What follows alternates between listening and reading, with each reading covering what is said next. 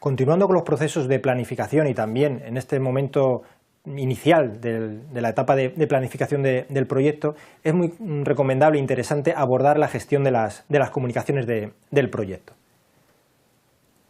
Básicamente lo que se pretende con la planificación de la gestión de las comunicaciones es identificar pues, todas las necesidades de información y requisitos de comunicación que tienen los interesados y tenerlos planificados y previstos, ajustados lógicamente a los medios disponibles en el proyecto. Este grupo de procesos o toda la información o todos los procesos relacionados con comunicación realmente tiene un peso importante en el proyecto. Aproximadamente se estima que el 90% del tiempo que dedica el director de proyecto a su proyecto va a estar relacionado directa o indirectamente con procesos de comunicación. Por lo tanto, es importante abordarlos cuanto antes en el proyecto. Cuando hablamos de comunicación o de planificar la gestión de las comunicaciones dentro del proyecto, es habitual que no pasemos por alto pues, todas las relaciones o todas las comunicaciones o necesidades de información con los interesados cercanos al proyecto, el patrocinador, el cliente, diferentes recursos asignados al proyecto, miembros del equipo, etc. Eso es habitual que lo tengamos siempre presente. Pero no tenemos que olvidar que nuestro proyecto se desempeña en un entorno donde bueno, pues va a avanzar en paralelo con otros proyectos donde bueno, pues otros directores de proyecto posiblemente compartan recursos con nosotros dentro de nuestra organización, en organizaciones externas a la nuestra, y tenemos que también tener claro qué necesidades de información, de comunicación necesitamos que sean transversales para estar actualizado pues, simplemente por el hecho de poder compartir en un momento dado un determinado recurso. Nuestro proyecto, el avance de nuestro proyecto puede interesar a otra persona que esté esperando nuestro resultado para que su proyecto a su vez vaya desarrollándose. Como comentaba, esto es un proceso que se hace o que es recomendable abordar al inicio de la planificación del proyecto. Por lo tanto, la información que tenemos de entrada es similar a la gestión de los interesados, muy poca. Por lo tanto, nos basamos básicamente en la identificación que hemos hecho de los interesados al principio del proyecto para saber a quién o con quién tenemos que comunicarnos, tanto nosotros hacia ellos como ellos hacia nosotros, y la información que ya tengamos consolidada dentro del plan de dirección del proyecto. Con esta información y aplicando pues, o teniendo en cuenta una serie de elementos que van a definir las sistemáticas y los métodos de comunicación, estableceremos el plan de gestión de las comunicaciones. Básicamente en este plan de gestión de las comunicaciones pues, vamos a recoger las necesidades de información y comunicación con los interesados, qué información concreta y con qué grado de detalle la vamos a generar, cuándo la necesitará el receptor, y el receptor no siempre va a ser nuestro cliente o nuestro patrocinador, porque nosotros mismos también como director de proyecto podemos ser receptores en un momento dado de información, qué medio o con qué soporte vamos a difundir o transmitir esa información, cómo va a ser entregada y quién va a ser el emisor del mensaje. Como he dicho, no siempre va a tener que ser el director de proyecto. Lo importante cuando iniciamos cualquier proceso o actividad de comunicación es ponernos en el papel o en la piel del receptor, bien por su conocimiento, por su disponibilidad de medios, etc. Cuando todas las planificaciones las pensamos siempre o las definimos siempre pensando en el receptor del mensaje. A la hora de planificar o desarrollar el plan de gestión de las comunicaciones, pues tenemos que tener en cuenta una serie de elementos para detallar en mayor medida o concretar las acciones concretas. Uno de estos elementos o factores es el tipo de comunicación, o los tipos de comunicación que van a existir a lo largo del proyecto. Esta comunicación o estos tipos de comunicación al final van a ser combinación de dos factores. Bien que es una comunicación escrita o verbal, escrita puede ser en papel o en un soporte electrónico, es decir, que quede un soporte o un registro de esa comunicación, y puede ser una comunicación de tipo formal o informal. Por lo tanto, combinando estos dos factores, formal, informal y escrita o verbal, pues nos salen diferentes tipos de comunicación que emplearemos en función de cuál sea el mensaje o la información que queramos transmitir. Si necesitamos que quede registro para poder hacer una evaluación, un seguimiento posterior de esa información, tendría que ser una comunicación escrita y normalmente formal, y en cambio simplemente las decisiones rutinarias del proyecto pues podríamos adaptarnos a una comunicación de tipo verbal informal. Tomamos decisiones y no hace falta que queden ni documentadas ni tenemos que volver sobre ellas para evaluar un seguimiento posterior. Además del tipo de comunicación, también tenemos que tener presente cuál es el método de comunicación que vamos a emplear, no de manera global para todo el proyecto, sino para cada uno de los flujos de comunicación e información. La más interesante, la más adecuada, casi siempre la comunicación interactiva. Emisor y receptor intercambian el flujo de información al mismo tiempo. El emisor lanza la información, el receptor la recibe y responde. Esa es la más eficaz, porque tenemos el feedback, la retroalimentación en ese mismo momento. En algunas situaciones esto no es posible, no podemos utilizar este tipo de comunicación.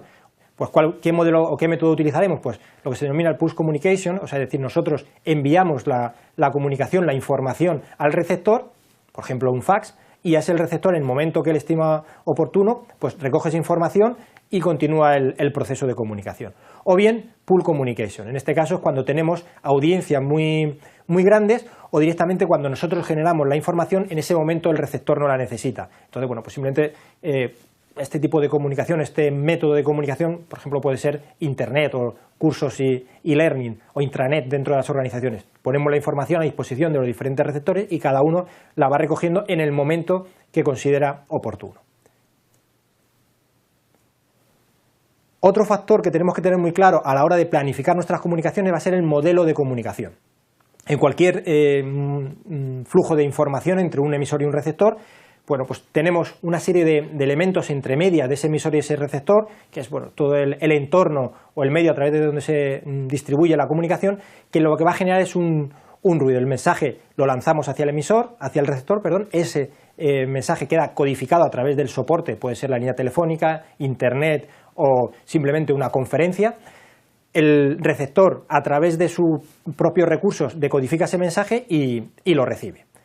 En principio esto podría parecer un flujo correcto de comunicación, pero lo importante no solamente era que la comunicación vaya en un sentido, emisor-receptor, sino que también, para que sea efectiva y eficaz, el receptor tiene que dar retroalimentación al emisor. El emisor tiene que asegurarse que el mensaje se ha recibido completo y encima se ha entendido. El flujo, por lo tanto, sería emisor-receptor y vuelta con esa retroalimentación.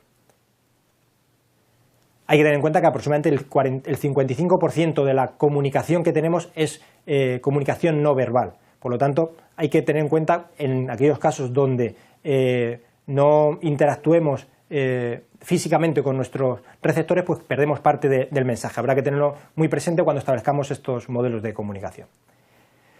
Por lo tanto, y de acuerdo al modelo de comunicación que acabamos de ver, el emisor es el responsable de que la información sea transmitida clara y completa al receptor, que le llegue al receptor y que la entienda, y el receptor va a ser el responsable de asegurarse que la información que ha recibido la ha recibido completa, la ha comprendido y además de esa retroalimentación al emisor para cerrar el ciclo de la comunicación. Con estos elementos, tipo de comunicación, modelo de comunicación, pues conformamos las necesidades exactas que necesitamos en cada uno de los flujos de nuestro proyecto. Y todo eso lo documentamos en el plan de comunicaciones. Que como mínimo o recomendado el contenido, pues puede ser lógicamente los requisitos concretos de comunicación con cada uno de los interesados. O sea, tantos interesados haya en el proyecto, tantos flujos de comunicación se tienen que establecer. La información concreta que se tiene que lanzar a cada uno de esos interesados con el nivel de detalle necesario tendría que estar documentada en el plan de comunicaciones. Quién es la persona responsable o el emisor de cada una de las comunicaciones planificadas, por lo tanto también la persona o personas que van a recibir esa información, el método o tecnologías que vamos a usar para cada una de las comunicaciones que vamos a realizar en el proyecto, cada cuánto tiempo vamos a establecer esas comunicaciones en caso de que sean comunicaciones periódicas, por ejemplo, el lanzamiento de informes quincenales o semestrales de avance del proyecto.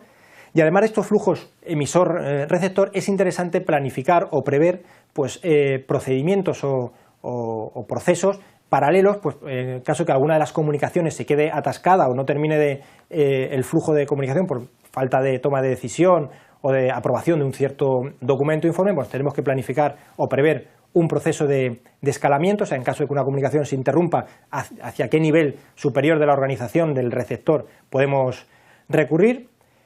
Es muy interesante también, paralelo o complementario al plan de comunicación, establecer el glosario de terminología común entre la organización que ejecuta el proyecto y cada uno de los interesados. Hemos comentado antes que hay que ponerse siempre en el papel del receptor, por lo tanto la terminología que utilicemos pues tiene que ser una terminología que entienda el receptor, porque si no el mensaje no va a quedar claro.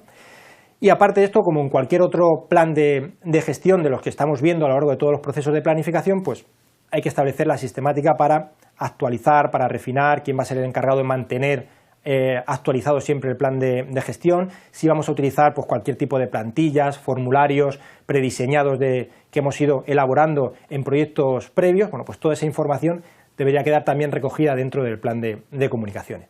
Al final, el plan de comunicaciones no deja de ser pues, una matriz donde identificamos cada uno de los flujos de información y todos los detalles que tenga esa información que mandamos a los receptores.